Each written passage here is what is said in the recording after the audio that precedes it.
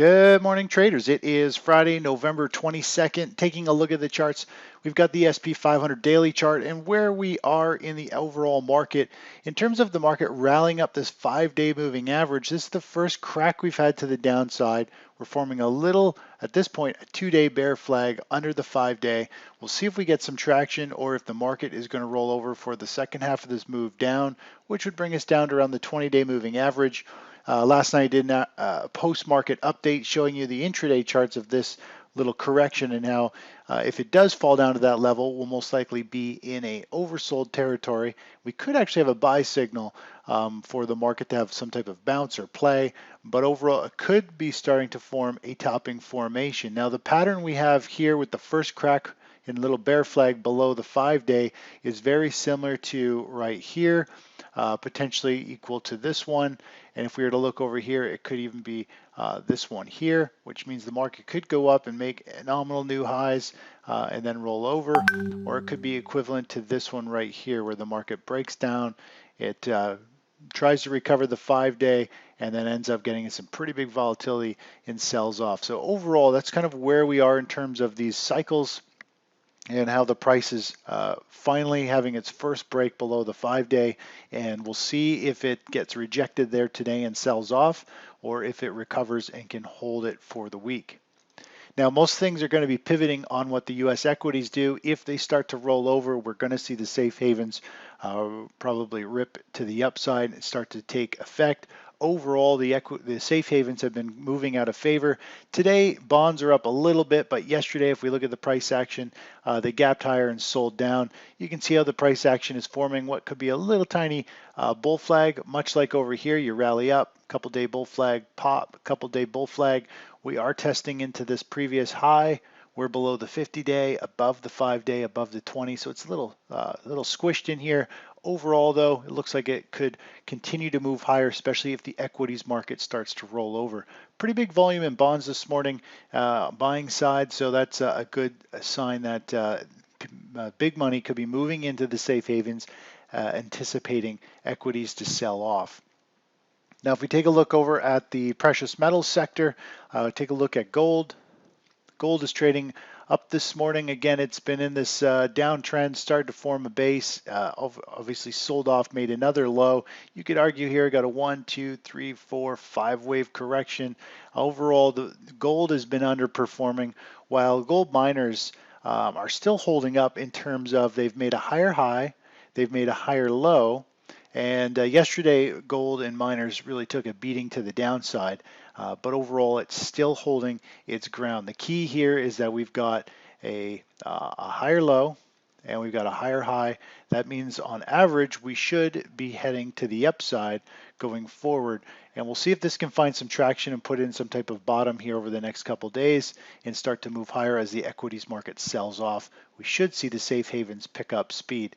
Overall, it was a pretty big bout of selling. We've seen this happen a lot, and I do feel as though it's going to get bought back up. There's going to be a pretty critical support level down in this area where all these lows have hit. So even if it does come down, it's still got a really strong support level at that point for it to firm up. Taking a look over at energies, natural gas continuing to move higher today. It's having a pop. It's up 1.65% this morning. So it is getting some traction here. We'll see if it gets reversed and sold into. Overall, we've got a downtrend, a bounce, a downtrend, a bounce, and it is now trading over the 5-day moving average. We'll see how it holds today and on Monday going forward here. But overall, the trend is still down, and we'll see how things shake out going forward here.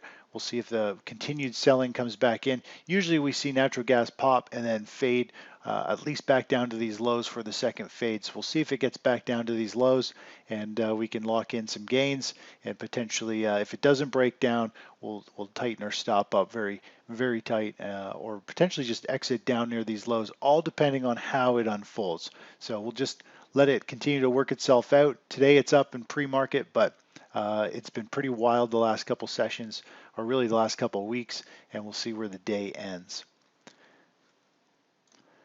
If we take a look at a couple other sectors here, the small cap stocks yesterday they closed down right near the lows near the lows of the day or this previous pivot low. Overall, it's been underperforming, and I have a feeling we could start to see it give way like we've seen in the past. Also, the transportation index it moved lower yesterday. The last two sessions, and it usually leads the way as well. I feel as though it's on the verge of a very big drop as well. Got some elevated volume on the selling side there. And again, these sectors usually lead the market to the downside.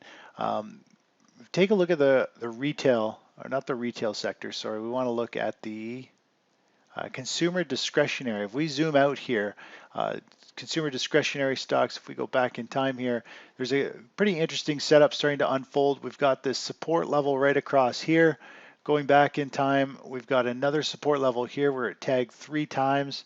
We had this really significant market correction where it came down, put in a big bottom, and then rallied up and started a new uptrend. But once that trend line, support trend line was broken, we saw a really big collapse. We've seen the same thing again where the market's put in a huge correction, got back into an uptrend, and now we've got another one of these support trend lines. And typically, consumer discretionary, these are companies that sell stuff when times are good, everyone's got money, they're in a good mood, they're buying toys, cars, all those things. So once things start to tighten up, or if inside money is starting to sell these stocks, and this breaks down first, that means they see weaker economic outlook, and that usually is a leading sign as well. So we're going to keep our eyes peeled with the XLY. And see if this starts to break down because it could get pretty ugly and give us a heads up. So we're watching a few sectors. Same with the high yield corporate bonds has a very similar chart pattern like this. So we've got 4 leading sectors with bearish patterns or patterns that if they break these support levels, which they're not far from, will trigger some pretty big downward moves. And I think it could give us some insight and into the equities market rolling over shortly after that. Anyways, that's it for this morning. I'll talk to you in a little bit. Bye-bye.